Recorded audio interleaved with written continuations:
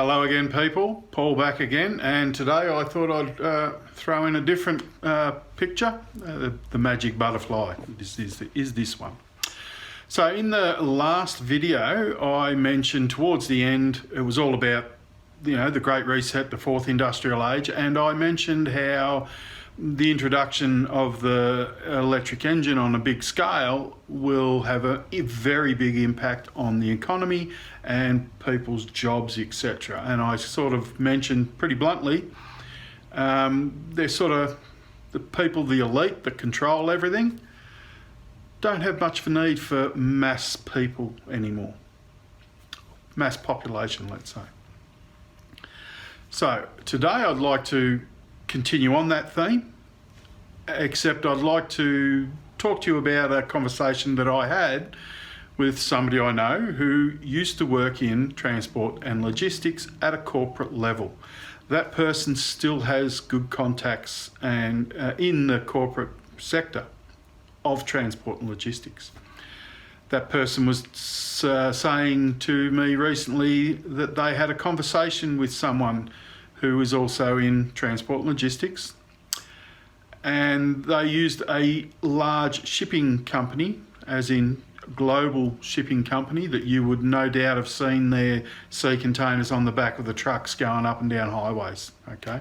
Those trucks that are soon to be driverless. Now, this particular company employs around apparently 30,000 people globally. This company is waiting for the right event, wonder what that would be, so that they can basically get rid of something like 9,000 people, so nearly a third of their workforce. How the hell would they do that, you reckon? Well, recently in Finland or Norway, I will leave something in my comments so you can read it, but there is now they are now using pilotless ships to do deliveries around some of the coastal areas. I think it's Finland, but don't quote me. I will leave something that you can verify this yourself. And they've also developed basically container vessels that are now pilotless. So you might, in the future, only have one or two people on the whole ship, and they will basically be there as a backup in case the system goes down, and to do mechanics and repairs if they are needed on the journey. So 30,000 people employed by one company, and the advent of autonomous ships, self-driving ships, could see that reduced to 20,000. Around 20,000. Amazing when you think about it. They've been toying with driverless ships for a couple of years. They've basically started with ferries, and again that was in the Scandinavian region, I believe, and it was literally just a car carrying ferry that was put on autopilot. They do not need people to drive those ships. Now when the ships get into harbour, they can actually also self-berth. So they can literally dock themselves. The pilots that you use to drive to guide the ships into bays or through the Panama Canal, for example, are no longer needed because everything goes on autopilot. Now when they get to the port and they're unloading, yes, there are people driving the cranes, etc., and there's still a lot of people on the docks, I get that. However, there is more and more driverless vehicles that are doing the racking and the stacking of the containers when they get to ports. So less and less people are already being needed in the ports. That's all part of the efficiencies that are negotiated in the EBAs, the enterprise bargaining agreements that we are supposed to do every couple of years. So then when we want to get these containers out of the ports, they go onto trucks. Well, again, that same person who was actually in the truck driving or truck transport industry, that sector of the transport industry, that person mentioned that a company he knows quite well is basically ready for and waiting for the right event so that they can reduce their driver numbers. Because, for example, the road to Melbourne and Sydney is basically all set up with the physical infrastructure on the roads to basically have driverless trucks. So again, we're going back to the 5G and the real-time data flow that it allows, and that's what basically 5G really does, that the elite want. It's massive amounts of data exchange in real time so that decisions can be made through programs and computers in that moment. So for example, truck driving. So all those ripple strips that are down the sides of the roads and down the middle of the roads that are on the white lines, scanners can pick them up. All those soft barriers down the highways that you can drive through but are supposed to be safer. Don't know how that works. They also are things that scanners can pick up on the roads, and you notice they're mainly all down major highways where the trucks go, those barriers. So, not too distant future, driverless ships dock themselves, a couple of people help unload, and then driverless vehicles rack and stack, then unrack and stack and put on trucks that are driverless, maybe not in the cities at the first stage, but for example, let's say between Melbourne and Sydney, and I'm sure this is the same from Sydney to Brisbane, and possibly even to Adelaide, I'm not sure about that. But the trucks can then leave the edge of the city.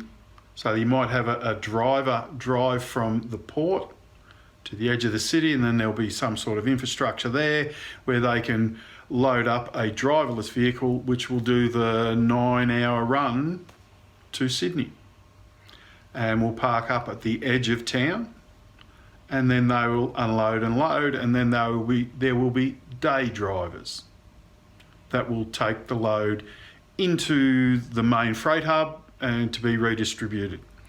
Won't be long before those driverless vehicles are getting around the actual cities. It's a matter of time. First they'll trial it where there's less chance of any major problems on freeways. All it's got to do is stick in a lane. That's it. When it comes to the city, there's a lot more for the computer to compute, drive other cars, etc., people turning down smaller and smaller roads to do the deliveries. So there's a lot more logistics involved with that. But for just going from Sydney to Melbourne, for example, all the infrastructure on the highway is already there. All the infrastructure in the offices are already there. They are just waiting for the right event. What was it Klaus Schwab said? We should take full advantage of this coronavirus to implement the introduction of the fourth industrial age and the Great Reset. Sure, it's just a coincidence, because otherwise you've got to call it a conspiracy. Now, when you think about it also, planes for a long time have had autopilot, and that autopilot is only turned on and off basically after you take off. And the theory is that once the pilot pushes the take your seatbelt off sign, the autopilot's on. And when the seatbelt sign comes back on to put it on, then the man takes over. So it's basically just takeoff and landing. I'm sure that they're not too far away from introducing completely pilotless planes. And you can see with all the things going on right now, there's a lot of people in the aviation industry that have been refusing medical treatments. These kind of things actually, I believe, play into the hands of these corporations at the moment. So by deciding you're going to stand in your own power, which is a great thing, I applaud that.